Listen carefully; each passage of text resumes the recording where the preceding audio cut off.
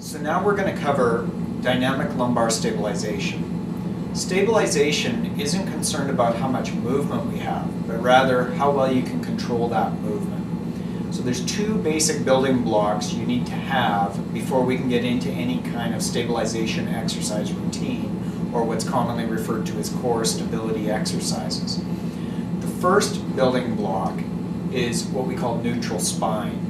So I'm going to cover that now, and in the next section I'm going to talk about the second building block, which is the activation of the deep back, abdominal, and pelvic floor muscles.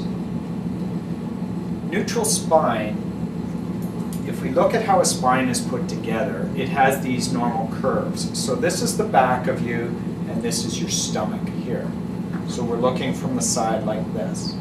If you look at the lumbar spine, or the low back in particular, it is curved towards the stomach. That's what we call a lordosis, and that's its natural resting position. When we bend backwards, we increase the lordosis. So if you have too much or excessive movement backwards, it will jam the back part of the spine and can cause pain. When we bend forwards, it reduces the lordosis. So that's called flexion, and if you maintain the spine too flexed, it can strain again the posterior or front part of the spine and cause pain or injury.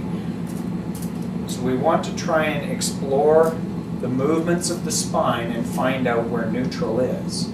The key is, once you understand where your neutral spinal position is, then you learn how to engage your core muscles to maintain that neutral spine as you begin to perform your movements of everyday living, including the core stability exercise routine. So now we're going to start to talk about how to explore that full range of motion and then find neutral in various positions.